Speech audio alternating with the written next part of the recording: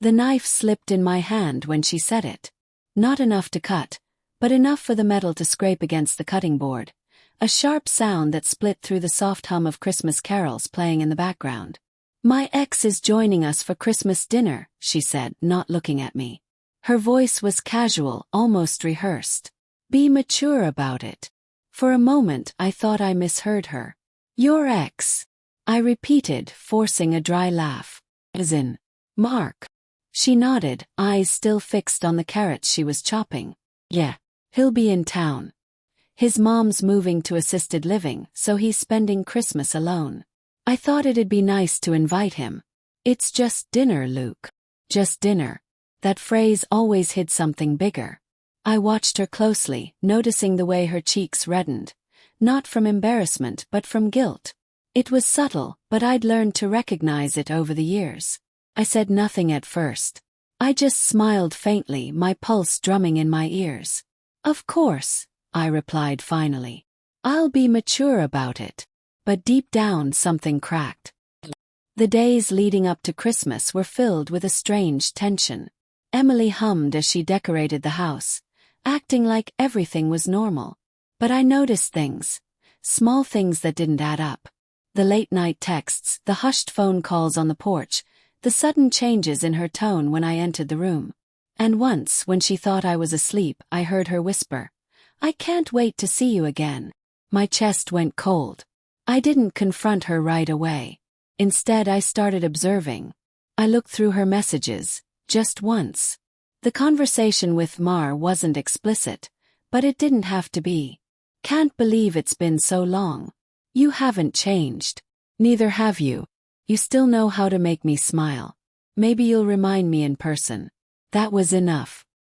On Christmas Eve, Emily was all smiles, like the woman I fell in love with. She wore a deep red dress, her hair pinned up, that same perfume she used on our first date. "Don't overthink it," she told me as she placed the roast in the oven. "Mark and I have a past, yes, but that's all it is, a past." I smiled thinly. "Of course. I trust you." But my mind was already working on something else. Plan. That night, after she went to bed, I sent a message to Mark's fiancée. I'd found her name, Sophie, through a mutual friend's tagged photo on Facebook. She was beautiful, with a sharp, intelligent face and eyes that could see through lies. I introduced myself politely, explained that we'd never met but shared a connection through Mark, and that I wanted to invite both of them for dinner. Her reply came minutes later. "That's unexpected. He didn't mention it." "Are you sure?" "I'm sure," I wrote back. "I think it's time we all sat at the same table." Christmas Day arrived cold and bright. Snow clung to the edges of the windows, and the scent of cinnamon and roasted turkey filled the house. Emily was radiant, flitting around the living room, laughing, fussing over the decorations. To anyone else, she looked like the perfect wife, the perfect hostess. But I could see the nervous glances she gave the window every few minutes, checking the driveway. At 6 p.m. a car pulled up. Mark stepped out carrying a bottle of wine. He was taller than I expected, with a smug smile that made my stomach twist. Emily's breath hitched, and she smoothed her dress before opening the door. "Mark, you made it." Their hug lasted 2 seconds too long. I clenched my jaw, forcing a friendly grin. "Mark, good to meet you," I said, extending a hand.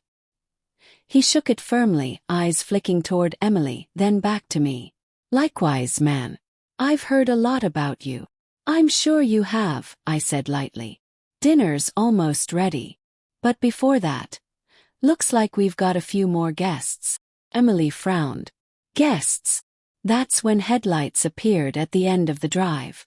Sophie stepped out, wrapped in a white coat, her expression unreadable. Mark's face went pale. "Luke," Emily hissed under her breath. "What did you do?" "Just thought we'd make it a real reunion," I said softly. The air inside the house thickened as Sophie walked in. "Hi," she said, her tone calm but cool. "I didn't know you'd be here, Mark." Mark stammered, glancing at Emily. I didn't think you'd come." "I almost didn't," Sophie replied. "But then I thought, why not? It's Christmas." I wouldn't want to interrupt old flames catching up. The look she gave Emily could have sliced glass. Emily's smile faltered. Sophie, this really isn't. Oh, I think it is, I cut in smoothly. We're all adults here. Let's just enjoy dinner. The meal that followed could have been a scene out of a dark comedy. Every fork clink, every forced laugh, every stolen glance between Emily and Mark was a small detonation in the silence. Sophie sat across from them, swirling her wine, watching them like a hawk. So, she said at one point, how long have you two been in touch again? Emily froze. Just recently. A few texts here and there. Mark cleared his throat. Yeah, we caught up. That's all. Sophie leaned back, a sharp smile curling her lips. Interesting. Because when I called you last week, Mark, you said you were working late. The same night, apparently, you were having coffee with Emily. Emily's face drained of color. Mark opened his mouth, but Sophie raised a hand. Don't bother. I've seen the messages. The room fell silent. Emily's voice trembled. Sophie, it's not what you think. Sophie's laughter cut through her words. It's exactly what I think. You really believed he wouldn't do to you what he did to me. I stared at my wife then. At the woman I'd built a life with. The woman who once cried in my arms and promised she'd never hurt me. Now she sat there, her eyes wide, lips trembling, caught between two worlds. One she'd built with lies and one she'd just lost. Mark stood abruptly. This is ridiculous. I'm not staying here. Good idea, I said quietly. Wouldn't want to ruin the holiday spirit. He glared at me, grabbed his coat, and stormed out the door. Sophie followed, but not before pausing beside Emily. You can have him, she whispered. He's all yours. The door slammed shut, leaving only the ticking of the clock and the faint crackle of the fireplace. Emily buried her face in her hands. Luke. I swear it wasn't. Stop, I said softly. Please, she pleaded. It wasn't an affair. We just talked. We were remembering old times. I missed who I was back then. Her words cut deep. Who you were back then. I repeated, my voice shaking. And what about who you are now? What about me, Emily? She looked up, eyes glistening. I didn't mean to hurt you. I wanted to feel something again. That was the moment something inside me gave way. Because I realized it wasn't just about Mark. It was about us. About years of slow distance, quiet resentment, unspoken loneliness. But still, betrayal is betrayal. I stood up, my chair scraping against the floor. You got your something, I said, my voice breaking. You just lost everything else. That night I packed a small bag. Not in anger but in silence. Emily followed me to the doorway. Where are you going? To my brother's, I said. I need space. Tears streamed down her cheeks. Luke, please. We can fix this. I turned to her one last time.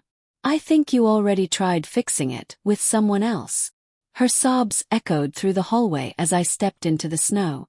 The cold hit me like truth. Sharp, cleansing, final. Weeks passed before she reached out again. A single text.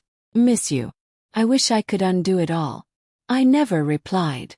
Because some wounds don't heal with apologies. They scar into who you become. It's been almost a year now. Christmas is coming again. The house is quiet, the kind of quiet that used to hurt but now feels like peace. I've learned to cook for one, to laugh again, to look at the snow without thinking of what was lost. Sometimes, though, I still hear her voice. Soft, pleading, full of regret. And every time I do, I remind myself of that night. The night the truth sat at our dinner table. The night I realized that being mature didn't mean swallowing betrayal. It meant knowing when to walk away.